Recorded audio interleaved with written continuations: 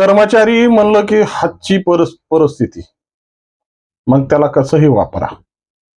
त्याला भांडे कुंडे करायला लावा, त्याला घरच्या भाकरी थापायला लावा, नाही तर शेतात खुरपायला पाठवा. कारण की संस्थेमध्ये नोकरी देऊन ह्यांनी उपकारच केलेत ना. आधी पाहिजे त्या पद्धतीच्या मनमान्या करायच्या आणि मनमान्या पूर्ण झाल्या की आपल्या संस्था चालक असल्याची जी भूमिका आहे, नाही संस्था चालक नाही, ही संस्था मालक आहेत. चालक याला म्हणता येतं की ज्याला चालवायची आहे, तिला वाढवायची आहे आणि खऱ्या अर्थाने शासनाने जे दिलेली एक जबाबदारी आहे ती पार पाडायची आहे. पण अशी जबाबदारी कुणी पार पाडताना दिसत नाही आणि हे संस्था चालक कधी संस्था मालक होऊन बसतात, खऱ्या अर्थानं हेच कोडं उघडायला तयार नाही. अशीच एक घटना बीडच्या त्या समाज कल्याण ऑफिसमध्ये निदर्शनास आली. एका कर्मचाऱ्याची सह्याचा अधिकार 3 दिवसापासून बंद केला आणि तिला खुरपण्यासाठी किंवा भाकरी टाकण्यासाठी घरी बोलवलं. आता ही सगळी परिस्थिती संस्था चालकाच्या माध्यमातून करण्यात आली, हे सगळ्यात मोठं नवलाची गोष्ट आहे. आता एक संस्था चालकाची अशी मनमानी निदर्शनास तर आली, पण असे कित्येक संस्था चालक आहेत की जे कर्मचाऱ्यांना या पद्धतीची वागणूक देतात आणि आपल्या संस्थेमध्ये काम करायची जी संधी दिली त्याचा गैरफायदा, त्याचा दुरुपयोग आणि स्वतःची मनमानी कशा पद्धतीने कर्मचाऱ्यांकडून करून घेतात, याच ही घटनेतलं खरं कथानक आहे. वास्तविक स्वरूपात नेमकं ही घटना कशामुळे झाली, हे वाद कोणत्या कारणाहून निर्माण झाले आणि याच्यातली सत्यता काय, ही तपासण्यासाठी हे विश्लेषण. नमस्कार, मी राजेश दुबे, मंथन मध्ये आपलं स्वागत आहे. खऱ्या अर्थानं संस्था चालक म्हणलं की एक मक्तेदारी, एक मोठी हुशारकी, एक दबदबा. जस काय एखादी शिक्षण संस्था असेल किंवा एखादी तयार केलेली कोणतीही संस्था असेल की जी अनुदानित असेल, शासनाकडून अनुदान घेऊन या सगळ्या गोष्टी करत असेल, मात्र इथं दबदबा मात्र या संस्था चालकांचा कायम असतो. संस्था चालक म्हणजे तिथले राजे आणि त्या संस्थेत काम करणारे म्हणजे त्यांचे गुलाम, आणि पाहिजे त्या जबाबदाऱ्या या संस्था चालकांनी त्यांच्यावर टाकायच्या आणि त्या कर्मचाऱ्यांनी निमूटपणे पूर्ण करायच्या. ही अशीच परिस्थिती संस्था चालकांची झाली की काय, अशी परिस्थिती मांडण्यात आली. आणि आज ज्या परिस्थितीत या कर्मचाऱ्यांची अवस्था होऊन बसली आणि हे कर्मचारी म्हणजे घरगडी, हीच परिस्थिती या संस्था चालकांनी केली. वास्तविक स्वरूपात हे संस्था चालक आहेत का संस्थेचे मालक आहेत? कारण की मालक म्हणावं तर पगार हे देत नाहीत. अनुदानाच्या माध्यमातून जो काही पैसा येतो त्याच्यावर ह्यांचं प्रपंच भागतो आणि सगळ्यात ज्या म्हणजे जे काही फायदे आहेत शासनाने दिलेले, ते फायद्याचा मलिदा मात्र लाटण्याचं काम हे संस्था मालक करतायत. अशीच परिस्थिती एक पवार नावाच्या एका संस्था चालकाकडून घडली आणि ज्या पद्धतीने आपल्या कर्मचाऱ्याला, ती कर्मचारी ही पवारच आहे, कर्मचाऱ्याला ज्या पद्धतीनं उद्धटपणे आणि आरेरावीची परिस्थिती मांडून आपली मनमानी त्याच्यावर थोपण्याचा प्रयत्न. आता खऱ्या अर्थानं जर संस्थेत तुम्ही जर एखाद्या आश्रमशाळेत असेल म्हणा किंवा एखाद्या शिक्षण संस्थेत म्हणा, तुम्ही जर एखाद्याला नोकरी करण्याची संधी दिली, म्हणजे संधी देताना तुम्ही काय अग्रीमेंट लिहून घेतलं होतं का की या शाळेव्यतिरिक्त तुम्हाला माझ्या घरचे काम करावं लागतील, माझे शेतातले काम करावं लागतील, माझी घरची धुणी भांडी करावं लागेल? अशा परिस्थितीत मुजोर पद्धत या संस्था चालकांनी अवलंबली आणि खऱ्या अर्थानं कर्मचारी म्हणजे दोन जांभून बुक्क्याचा मार. या कर्मचाऱ्यांना काहीच बोलता येत नाही, आधीच व्यवहार करून फसलेले असतात, मनमानी किंमत मोजलेली असते आणि म्हणताल त्या परिस्थितीत राहण्याची भाषा यांच्यासोबत केली जाते. सध्या हीच परिस्थिती बीड जिल्ह्यातल्या संस्थांच्या बाबतीत समोर येते. या पद्धतीनं या पवार महाशयांनी समाज कल्याण ऑफिसमध्येच आपला जो दरार आहे आणि आपला रुबाब आहे तो कार्यालयातच मांडला. आणि ज्या कर्मचारीची म्हणजे ती महिला कर्मचारी आहे, त्या कर्मचाऱ्याची ज्या पद्धतीने मास्टरवर सही करण्यासाठी निर्बंध टाकले आणि जोपर्यंत मी सांगेल ते काम करणार नाही तोपर्यंत तुला सहीच मी करू देणार नाही, अशी आरेरावीची भाषा तिच्यासोबत केली. त्याची कैफियत मांडायला ती महिला कर्मचारी समाज कल्याण ऑफिसला तिने धाव घेतली.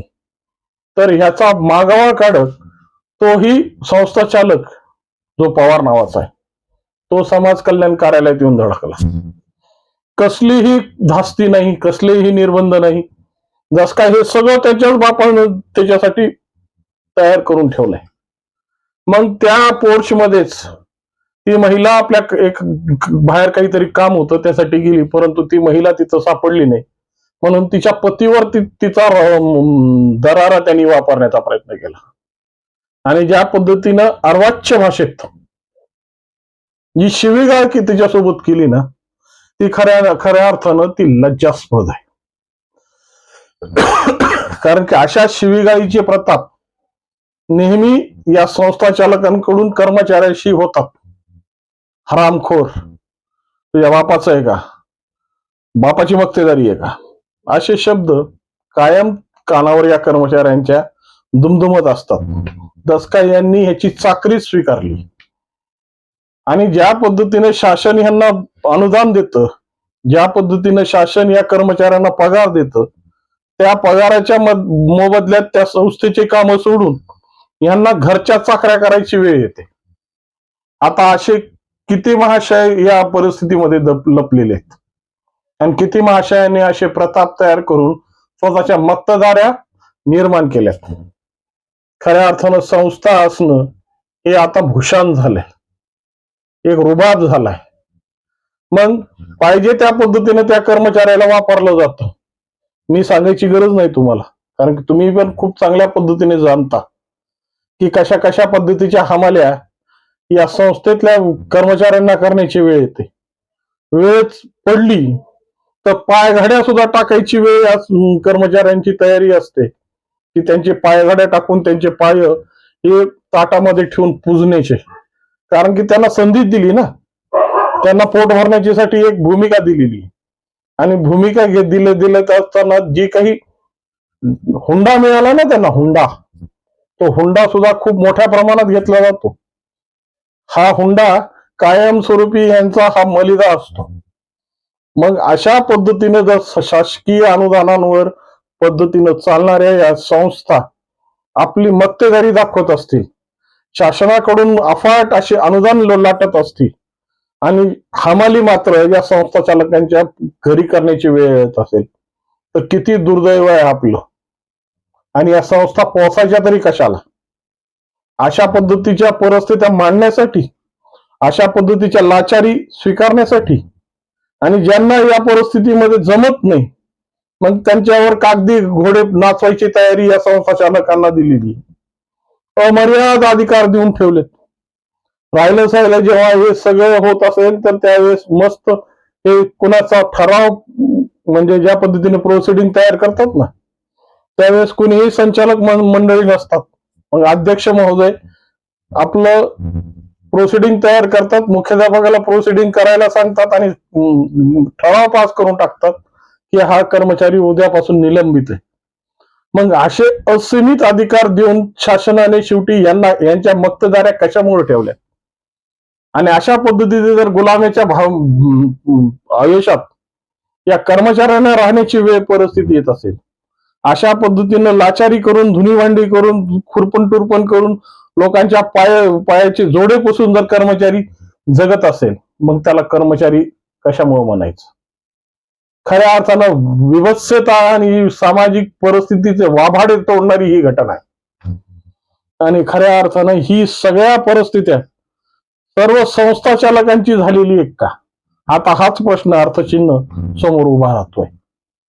कारण की ज्या पद्धतीच्या संस्था चालकांची जी मक्तेदारी आहे आणि ज्या पद्धतीचा रुबाब आहे तो रुबाब खऱ्या अर्थानं शासनाकडून मिळालेलं अनुदान घेऊन ज्या पद्धतीने आपल्या कर्मचाऱ्यांना गुलामासारखं वागवण्याची पद्धत खऱ्या अर्थानं तुमच्या मनाला पटते का? या सगळ्या परिस्थित्या आम्ही कशामुळे निर्माण केल्यात आणि ह्या संस्था म्हणजे नेमक्या कशासाठी आहेत? जर खऱ्या अर्थानं ज्या वास्याने, ज्या परिस्थितीनं, ज्या आधारानं या संस्था स्थापन करण्यात आल्या, यांची उद्देश ज्या पद्धतीने मांडण्यात आली, त्या उद्देशांना परिपूर्ती करण्यासाठी खत मात्र या कर्मचाऱ्यांच्या जीवाचं होत आहे, त्यांच्या परिस्थितीचं होत आहे. काही काही संस्था चालक तर कोणत्या कोणत्या परिस्थितीला जाऊन पोहोचतात. एक घटना खूप चांगली आठवते मला. एका संस्था चालकानं स्वतःच्या मनमानीसाठी स्वतःचं टॉयलेट साफ करायला त्या कर्मचाऱ्याला लावलं आणि मजबुरी म्हणून त्याला ते साफ करावं लागलं. अशा पद्धतीच्या निर्ढावलेल्या अवस्थेत आणि अशा पद्धतीच्या मुजोर झालेल्या या संस्था चालकांची कैफियत मांडणार तरी कोण? कारण की शासनाने अशी कोणती व्यवस्था करून ठेवलेली नाहीये. आणि ज्या पद्धतीने संस्था चालक म्हणतील, जिथं वाक म्हणेल तिथं वागतील, जिथं काम कर म्हणेल तिथं काम करावं लागेल, अशी परिस्थिती आणून ठेवलेली ही संस्थाचे कर्मचारी खऱ्या अर्थानं देशाचं भवितव्य घडवतील का?